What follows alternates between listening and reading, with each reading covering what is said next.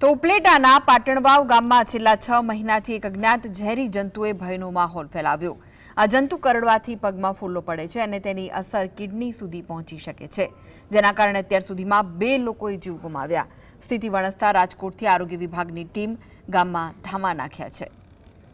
ઉપલેટા નજીકનું પાટણવાવ ગામ એક અજ્ઞાત અને ઝેરી જંતુના આતંકનો સામનો કરી રહ્યું છે। છેલ્લા 6 મહિનાથી ગામ લોકોને કોઈ અજાણ્યું ઝેરી જંતુ કરડી જવાથી ફરિયાદો વધી છે, જેને કારણે ગામમાં ભય અને ચિંતાનો માહોલ પણ છવાયો છે। પરિસ્થિતિની ગંભીરતાને જોતા તાલુકા હેલ્થ ઓફિસરની ટીમ અને રાજકોટ આરોગ્ય શાખાની ટીમ તાત્કાલિક પાટણવાવ ગામે દોડી ગઈ હતી। આરોગ્ય વિભાગની ટીમે દર્દીઓની તપાસ હાથ ધરી। આ ટીમે અસરગ્રસ્ત વિસ્તારોમાં ચેકિંગ હાથ ધર્યું હતું અને દવાનો છંટકાવ પણ કર્યો। આ વિસ્તારમાં એક જીવડું કરડવાના કારણે પગમાં ઇન્ફેક્શન લાગે છે, કોઈને હાથમાં કે જે જગ્યાએ કરડે ત્યાંથી ઇન્ફેક્શન લાગે છે। ઇન્ફેક્શનના કારણે શું કરડે છે એ સ્થાનિક લોકોને કોઈને ખ્યાલ નથી, જે પેશન્ટ છે એને ખ્યાલ નથી। પણ સ્થળ ઉપર આવતા જિલ્લા આરોગ્ય ટીમ, તાલુકા આરોગ્ય ટીમ બધી સ્થળ ઉપર આવીને જોતા આગળનું જે એક પેશન્ટને રાજકોટ રેફર કરેલા છે, શેના કારણે શું થાય છે એ નથી ખ્યાલ, એટલે સ્થાનિક લોકો, આરોગ્યની ટીમ બધા સાથે રહીને કામગીરી કરીએ। અત્યાર સુધીમાં 5 લોકોને આ ઝેરી જંતુ કરડી ચૂક્યું છે, જેમાંથી 2 વ્યક્તિઓના તો મોત થઈ ગયા છે। જંતુ જ્યાં કરડે ત્યાં પહેલા દુખાવો શરૂ થાય છે અને તેના 4 કલાક બાદ આસપાસની જગ્યાએ સોજો આવી જાય છે, બાદમાં ફોલ્લા પડી જાય છે અને તેમાંથી પરુ નીકળે છે। સૌથી ચિંતાજનક બાબત અહીં એ પણ છે કે તેની અસર કિડની સુધી પહોંચી જાય છે, જે દર્દીના જીવ માટે જોખમી બની શકે છે। એનાથી જો સોજો આવી જાય છે, તાવ આવી જાય છે ને સીધા રસી થઈ જાય છે।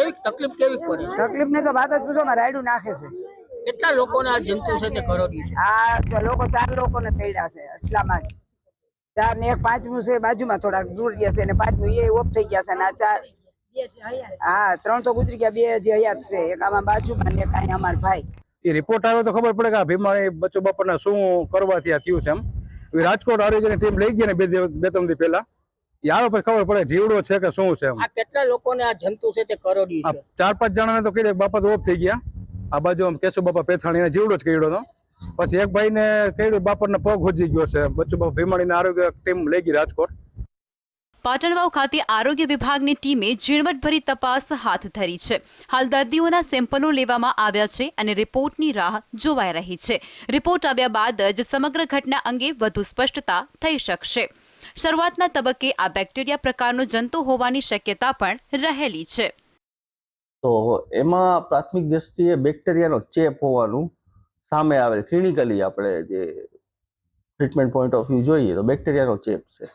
હવે એ ચેપ કેના કારણે ફેલાય છે, કેવું જંતુ કરડવાથી કે ડ્રોપલેટ સ્પ્રેડ હોય એ ખ્યાલ નથી હજી સામે આવ્યું, પણ બેક્ટેરિયા છે એવું પ્રાથમિક દ્રષ્ટિએ જોવા મળેલ છે અને બહુ ઝડપી ફેલાય છે। અને આ માટે આપણે એક પેશન્ટને પીડીયુ મેડિકલ કોલેજ ખાતે મોકલ્યું છે, કેવો બેક્ટેરિયા છે એ લોકો કલ્ચર કરી અને આપણે પછી રિપોર્ટ આપશે।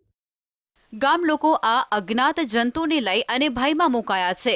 આરોગ્યની ટીમ આ રહસ્યમય ઝેરી જંતુનો સ્ત્રોત શોધી કાઢવા તથા તેનાથી થતી ગંભીર અસરોને નિયંત્રિત કરવા માટે સઘન પ્રયાસો કરી રહી છે।